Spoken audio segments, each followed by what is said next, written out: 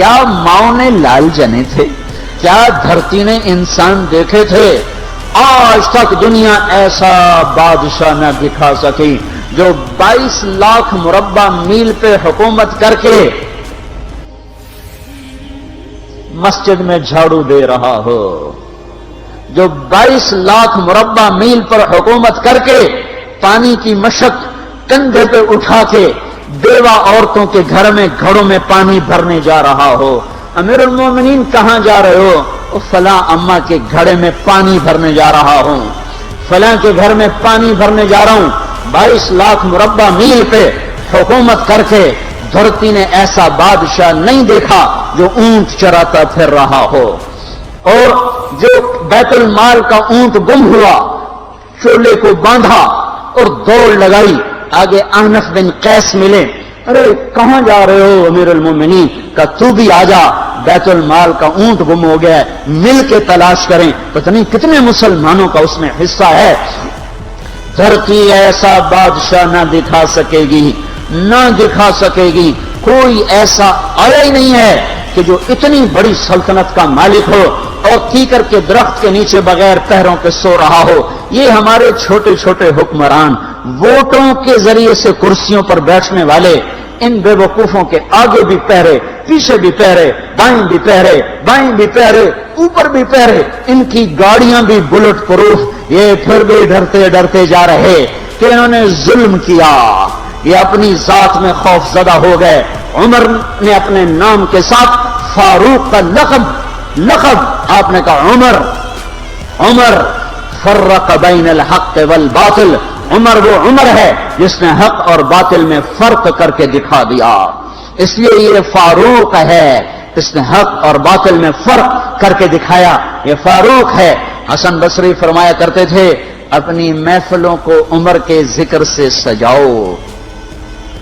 حضرت عائشہ فرمایا کرتی تھیں عمر کے تذکرے کیا کرو کہ جب عمر کا تذکرہ ہوتا ہے تو عدل کا تذکرہ ہوتا ہے، جب عدل کا تذکرہ ہوتا ہے تو اللہ کا تذکرہ ہوتا ہے۔ کہ ہم عائشہ رضی اللہ تعالیٰ عنہا فرمایا کرتی تھیں اتنی بڑی سلطنت پر حکومت کرنے کے بعد اللہ کی راہ میں جانے والے مجاہدین کے گھر جا کھڑا ہوا ہے، دروازے پہ دستک دے رہا ہے، بیٹی کوئی بازار سے سودا لینا ہو تو مجھے بتاؤ، تیرے گھر والا تو اللہ کی راہ میں ہے، میں تمہارے گھر کا سودا لے آؤں، کیا کیا چیز چاہیے؟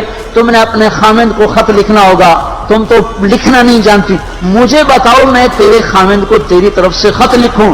اما تیرا بیٹا اللہ کی راہ میں گیا ہوا ہے، مجھے بتا میں تیرے بیٹے کا نام تیری طرف سے خط لکھوں۔ اتنی بڑی جس کے سامنے قیصر اور کسرا زیر و زبر ہو گئے، کج کلا، وہ زمین میں جا کے تہ خاک میں وہ سارے ہیرے لال جواہر، وہ زمین میں لوٹ پوٹ کرنے والا، کسرا کے تخت کو توڑنے والا اور روم کی طاقت کو توڑنے والا، آل ساسان کی طاقت کو توڑنے والا اور نوشیروان کے خزانے مدینے میں لانے والا اور خسرو پرویز کے خزانے مدینے میں لانے والا اور رومت الکبرا کے خزانے مدینے میں لانے والا خود اپنے کرتے میں 14 پیوند لے کے چل رہا ہے۔ 14 پیوند کے ساتھ کرتا ہے، مہینے میں 1 دن گوشت کھاتے تھے، وہ روٹی کھاتے تھے کہ عام آدمی حلق کے نیچے نہیں لے جا سکتا تھا۔ سال کی ابتدا اس شخص کی شہادت سے ہوتی ہے جس کو اللہ نے وہ عزت دی۔ آپ نے کہا میرے 2 وزیر آسمان میں، 2 وزیر زمین میں، آسمان پہ جبریل اور میکائیل میرے وزیر ہیں، زمین پر ابو بکر اور عمر میرے وزیر ہیں۔ آپ فرمایا کرتے تھے ابو بکر عمر اگر کسی بات پہ جمع ہو جائیں تو میں ان کے مشورے کے خلاف کبھی نہ کروں گا۔ ابو بکر تیری مثال ابراہیم کی ہے، عمر تیری مثال نوح علیہ السلام کی ہے، ابو بکر تیری مثال عیسیٰ علیہ السلام کی ہے، عمر تیری مثال موسیٰ علیہ السلام کی ہے۔ آپ مسجد میں آئے، آپ کے دائیں طرف ابو بکر تھے، بائیں طرف عمر تھے، آپ اندر آئے اور کہا دیکھو اسی طرح قیامت کے دن ہم اٹھیں گے کہ میرے دائیں طرف ابو بکر ہوگا، میرے بائیں طرف عمر ہوگا اور ہم ہاتھوں میں ہاتھ دیے ہوئے اٹھائے جائیں گے۔ اور ایک حدیث میں آتا ہے اور میرے قدموں سے بلال کو اٹھایا جائے گا، جو نکلتے ہی اذان دے گا جس کے اسلام لانے نے اسلام کو اونچا کیا، جس کے اسلام لانے نے باطل کو پست کیا، جن راہوں سے عمر گزر جائے شیطان وہ راہیں چھوڑ دیتا تھا۔ عرفات کا میدان تھا، 1.25 لاکھ مقدس ہستیاں سامنے ہیں۔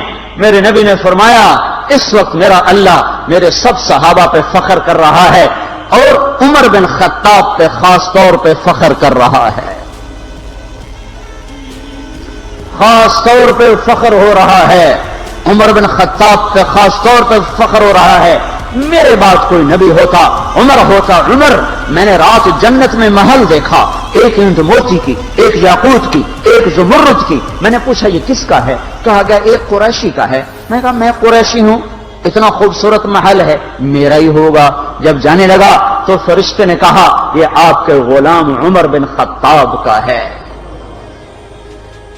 وہ کیا مبارک لوگ ہیں کہ جنہیں نبی کے گھر میں قبر نصیب ہو، ایک طرف ایک ساتھی، ایک طرف دوسرا ساتھی، جن کو نبی کے دو پہلوؤں میں جگہ ملی ہو۔ وہ کیسی عظیم ہستیاں، اتنی بڑی سلطنت کا مالک اور اتنے بڑے عدل کی نشانی بن کر مدینے میں مسجد میں بیٹھے رو رہے ہیں۔ امیر المومنین کیوں رو رہے ہو؟ کہا دجلہ کے کنارے کتا بھی پیاسا مر گیا تو پوچھ تو عمر کی ہوگی، فرات کے کنارے کتا بھی پیاسا مر گیا تو پوچھ تو عمر کی ہوگی۔ راتوں کو پہرے دیے جا رہے ہیں، راتوں کو خبر گیری کی جا رہی ہے۔ مدینے کے باہر ایک خیمہ ملتا ہے، چند بچے ملتے ہیں جو رو رہے ہیں۔ ایک عورت ہانڈی چڑھا کے ڈوئی پھیر رہی ہے۔ پوچھتے ہیں بہن یہ بچے کیوں رو رہے ہیں؟ کہ یہ بھوک سے رو رہے ہیں۔ ہانڈی میں کیا ہے؟ پانی، کچھ بھی نہیں۔ کیوں چڑھایا ہوا ہے؟ بہلانے کے لیے۔ سو جائیں گے روتے روتے، میرا اور عمر کا اللہ کے ہاں فیصلہ ہوگا۔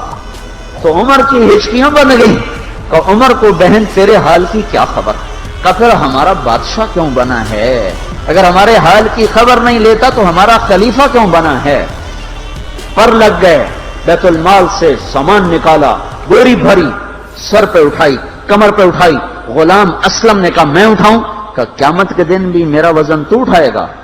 اسی طرح بھاگے ہوئے آئے، پنیر نکالا، آٹا نکالا، گھی نکالا، شہد نکالا، ڈال کے ہانڈی میں نیچے آگ، خود دھواں، گیلی لکڑیوں میں پھونکے مار مار مار آگ جلائی، حلوہ تیار کیا، پھر پلیٹوں میں ڈال ڈال کے بچوں کو کھلایا۔ وہ عورت کہنے لگی کاش عمر کی بجائے تو خلیفہ ہوتا۔ تو یہ نہیں کہا کہ میں ہی عمر ہوں، میں ہی عمر ہوں۔ فرمایا جب کل تو امیر المومنین سے ملے گی تو مجھے بھی وہیں دیکھ لے گی، مجھے بھی وہیں پا لے گی۔ پھر وہاں بیٹھ کے دیکھتے رہے، اٹھ کے چل دیے۔ بچے ہنسنے لگے، کھیلنے لگے تو اپنے غلام سے فرمایا میں نے انہیں روتا دیکھا تھا، میرا جی چاہا میں انہیں ہنستا بھی دیکھوں۔